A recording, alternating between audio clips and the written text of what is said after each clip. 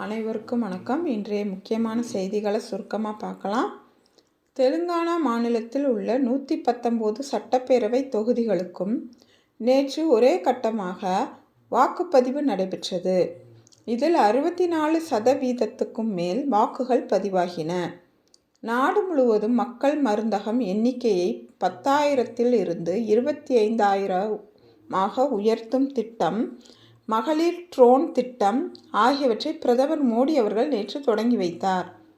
மகளிர் ட்ரோன் திட்டம் மூலம் அடுத்த 3 ஆண்டுகளில் தேர்வு செய்யப்பட்ட 15,000 மகளிர் சுய உதவி குழுவினருக்கு ட்ரோன்களும் அவற்றை இயக்க பயிற்சி அளிக்கப்படும்.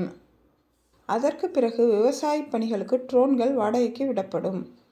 இதன் மூலம் ட்ரோன்களை இயக்கும் பெண் பைலட்களுக்கு கிராமங்களில் மரியாதை கிடைக்கும், அவர்களின் நிதி நிலையும் மேம்படும் என்று விழாவில் பிரதமர் மோடி அவர்கள் கூறினார். G20 கூட்டமைப்பிற்கான இந்தியாவின் ஓராண்டு தலைமை பொறுப்பு நேற்றுடன் நிறைவடைந்தது. G20 கூட்டமைப்பில் 55 உறுப்பு நாடுகளை கொண்ட ஆப்பிரிக்க ஒன்றியத்தை இணைத்தது. பருவநிலை மாற்ற அச்சுறுத்தலை சமாளிக்கும் கொள்கையை வகுத்தது மற்றும் உக்ரைன் ரஷ்ய போரால் 2 அணிகளாக பிரிந்துள்ள நாடுகளை ஒன்றிணைத்து டெல்லி தீர்மானம் நிறைவேற்றியது என பல்வேறு சாதனைகளை இந்தியா புரிந்துள்ளது. அடுத்த ஓராண்டுக்கு G20 கூட்டமைப்பின் தலைமையை பிரேசில் ஏற்க உள்ளது.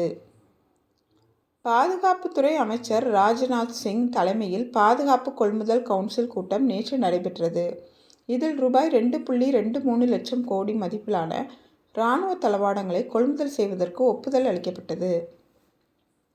விமானப்படைக்கு 97 தேஜஸ் போர் விமானங்கள், விமானப்படை மற்றும் தரைப்படை பயன்பாட்டுக்கு 156 பிரசாத் இலகு ரக ஹெலிகாப்டர்கள் வாங்கவும் ஒப்புதல் அளிக்கப்பட்டன.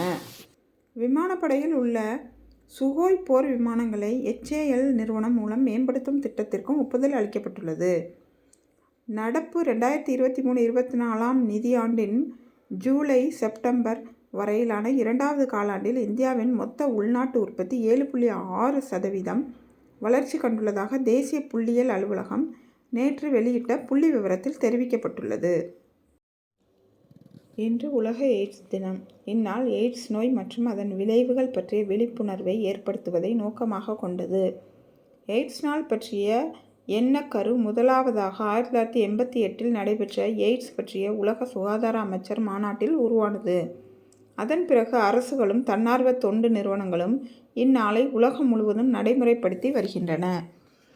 எக்ஸாமுக்காக நியூஸ் போட்டுட்ருக்கேன். எக்ஸாமுக்கு தேவையான நியூஸை மட்டும் போட்டுட்ருக்கேன். என்னோடய இன்ஃபர்மேஷன்ஸ் உங்களுக்கு யூஸ்ஃபுல்லாக இருக்கும்னு நினைக்கிறேன்.